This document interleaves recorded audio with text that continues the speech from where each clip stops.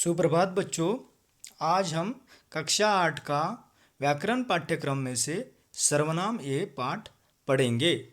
सर्वनाम संज्ञा के स्थान पर जिस शब्द का प्रयोग किया जाता है उसको सर्वनाम कहते हैं। जैसे मैं, तू, आप, वह, वे, कोई।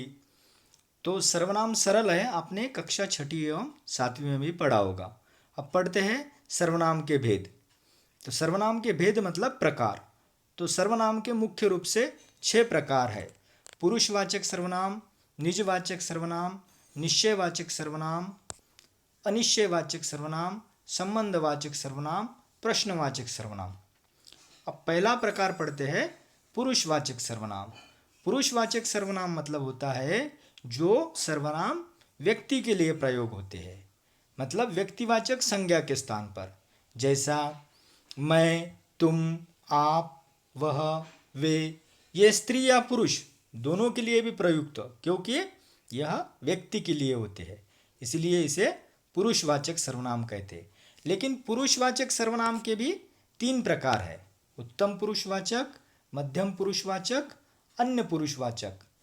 इन सर्वनामों का प्रयोग मतलब उत्तम पुरुषवाचक सर्वनाम का प्रयोग कब होता है? जब वक्ता अपने लिए या बोलने के लिए, जैसे मैं, तुम, जैसे मैं पढ़ा रहा हूँ तो मैं अपने लिए मैं इस सर्वनाम का प्रयोग करूँगा। इसको कहते हैं उत्तम पुरुष। मैं, मेरा, मुझे, और एक से ज़्यादा है तो हम, जैसे हमने अध्याय नहीं किया। तो जो व्यक्ति हमारे सम्मुख बैठा होता है उसके लिए हम जिस सर्वनामिक शब्द का प्रयोग करते हैं सुनने वाले के लिए, तो उसको कहते हैं मध्यम पुरुष। जो उपस्थित दो व्यक्ति मतलब उत्तम पुरुष और मध्यम पुरुष दोनों किसी अन्य के लिए जब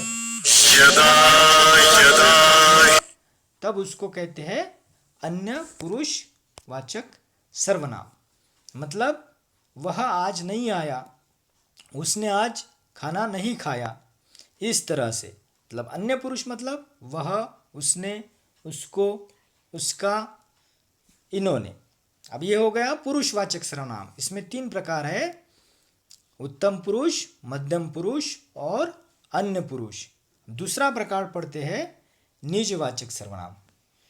जो सर्वनाम कर्ता स्वयं अपने लिए, मतलब जब हम किसी को कहते हैं कि ये काम आपको खुद करना है, ये काम आपको स्वयं करना है, तो इसमें आते हैं स्वयं, आप, खुद, अपने आप को। तो इसके उदाहरण दिए हैं, उसे ध्यान से पढ़ लीजिए। तीसरा प्रकार जो है वो निश्चयवाचक सर्वनाम। अब ये निश्चयवाचक सर्वनाम क्या होते हैं? निश्चित व्यक्ति या वस्तु के लिए, दोनों के लिए होते हैं। पुरुषवाचक सर्वनाम केवल व्यक्ति के लिए, स्त्री और पुरुष दोनों के लिए। लेकिन निश्चयवाचक सर्वनाम जैसे अंग्रेजी में दिस और दैट होता है, उसी तरह से निश्चित व्यक्ति या वस्तु के लिए। जैसे यह मेरी घड़ी है, वह मेरी किताब है, वह इधर आ रहा है। तो इस तरह से निश्चित व्यक्ति या वस्तु के लिए जो सर्वनाम प्रयुक्त होते हैं उसको निश्चयवाचक कहते हैं। चौथा प्रकार है अनिश्चयवाचक सर्वनाम। जिन सर्वनाम शब्दों से किसी अनिश्चित व्यक्ति या वस्तु का बोध होता है, निश्चित व्यक्ति नहीं, किसी अनिश्चित व्यक्ति या वस्तु का बोध होता है। जैसे कुछ तो बात है, दाल में कुछ काला है, शायद कोई आ रहा है। इसमें दूसरे उदाहरण दिए हैं, वह भी आप पढ़ लीजिए। अब 5वां प्रकार हम पढ़ते हैं संबंधवाचक सर्वनाम।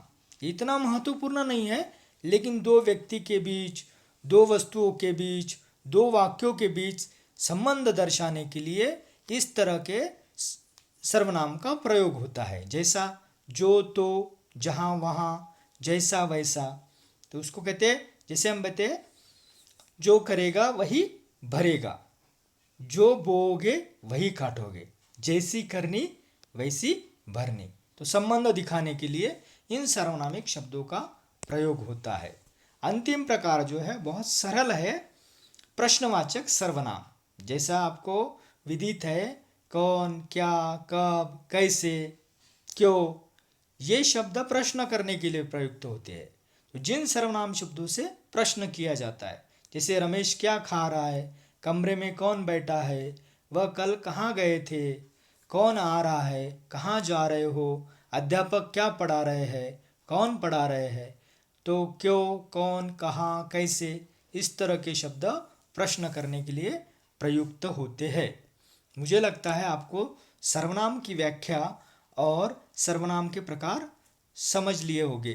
तो एक बार फिर से स्लाइड में दिए गए उदाहरण और उसकी व्याख्या को पढ़ लीजिए ताकि सर्वनाम आपको समझ में आएगा। मैं प्रशांत खंडालकर, टीजीटी हिंदी, जनवी वाशिम।